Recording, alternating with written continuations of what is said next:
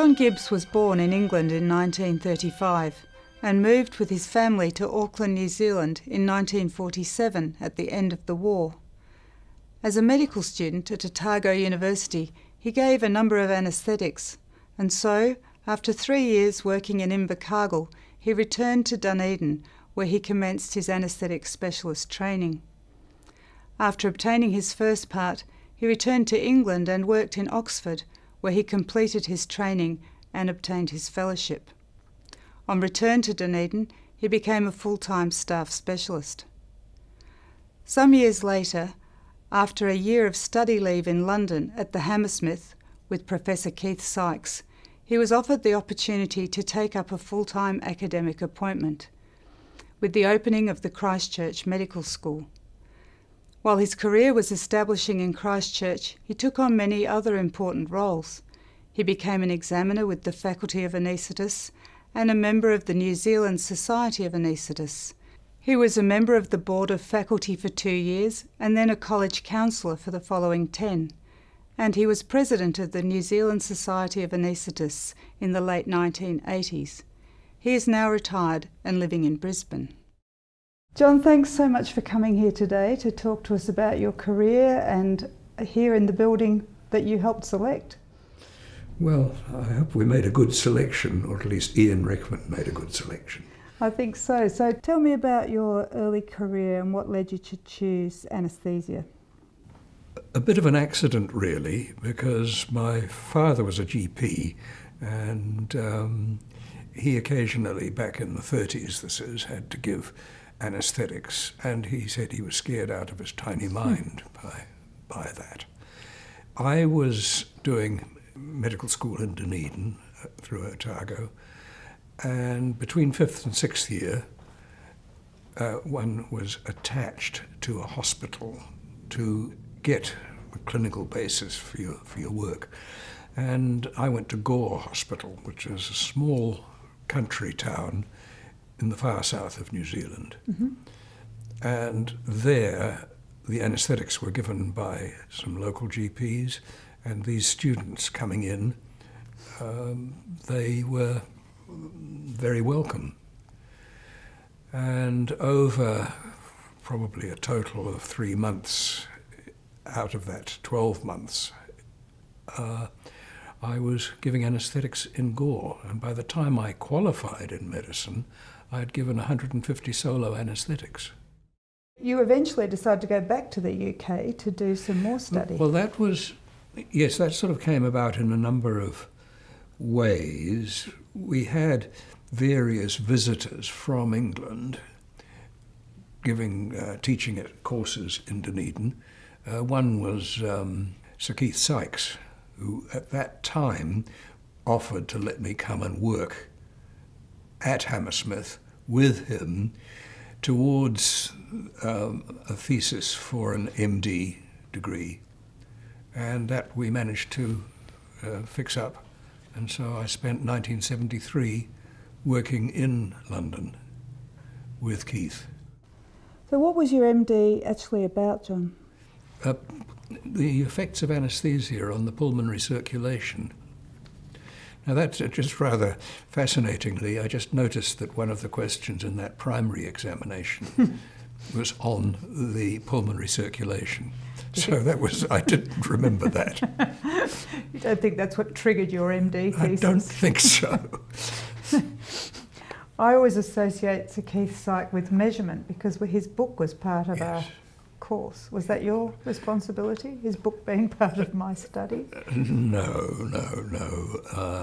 I was really sort of involved with some of his work on the pulmonary circulation at that time, which was not really my cup of tea, but it was a worthwhile year. And it just so happened that during that year, the job at the newly established Christchurch School of Medicine came up. Mm-hmm. And I applied for that and managed to get it. So that was quite a nice opportunity that came along just at the right time for you. It did. It did. I mean, it was a bit of serendipity about it. And the person that sort of said, this guy must come and work with us. I had worked with in Dunedin. I was able to get that with the experience that I'd had in Dunedin, but it was made very clear that if I was going to go any further up the chain to a professorial appointment, then that I needed this degree, this MD. Mm-hmm. And I completed the work for the MD in 1973, but then it took until another 4 years or so to write the thesis up. Once you got established in Christchurch, you became very involved with the New Zealand Society of Anaesthetists, and you were the president for some time. Yeah, well, that sort of happened over a number of years. I got involved. Not many people were prepared to take on the sort of administrative role, and I guess I was one of those that got involved with that. Again, it was one of those things that sort of happened. We did start to try and do things about the status of anaesthetists. There was I recall a large row about the status of epidural analgesia and whether you should be appropriately paid for this. You got very involved with the medical morbidity and mortality assessment. Tell us about that. Yep, that came a bit later, but basically was a follow-on from Ross Holland's work in New South Wales. And an increased or starting interest in mortality, particularly associated with anaesthesia. Ross came across and visited and talked to people. It was accepted that this was a good idea, and it occurred largely under the aegis of the society originally. So Ross Holland had really unusual access to the records in New South Wales. Things were very different in New Zealand, I believe. It became a problem when there was mortality associated with anaesthesia, that it might be regarded as a criminal responsibility rather than being an accident in the progress of looking after a very sick patient. One or two people actually were put on trial and convicted of manslaughter, and I was involved partly through the Mortality Assessment Committee, but also as an expert witness working with one of the medical defence organisations to try and put the proper perspective on this. And one of the things that happened after a while was that Alan Merry, in particular, became involved with trying to right this gross misjustice that was occurring and put things back into proper perspective. And this he succeeded in doing. No one was actually jailed, I believe. Some people were, they were struck off the medical register. Some were fined. So, you know, you may say not sent to jail, but it was still a career-ending process.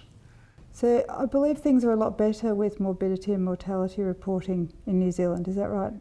Anaesthetic Mortality Assessment Committee has been replaced by a much broader-based sort of medical assessment group, which is actually under the aegis of Leona Wilson.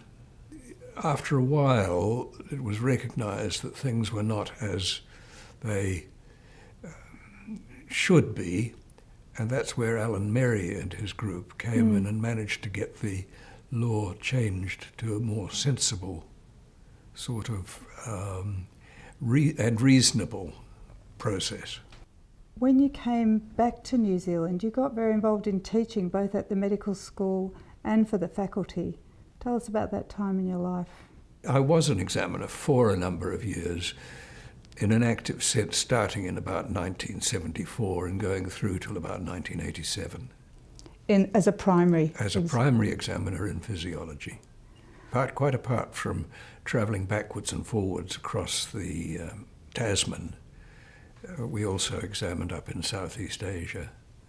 And I remember sitting on a plane with Kester Brown, who was busy drawing the whole journey from Singapore to Hong Kong. It was hard work. It was, again, I mentioned ad hocery before with something else. The exam was not the precision, tightly specified event that I believe it to be now. Mm-hmm. John, you were very involved with the faculty at the time when it turned into the College of Anaesthetists. Do you want to tell us about that important time? I guess it was a fairly exciting time. When I first joined council, and I'd been involved with the college for quite a while, well, at least not the college, the faculty still, when I first joined council.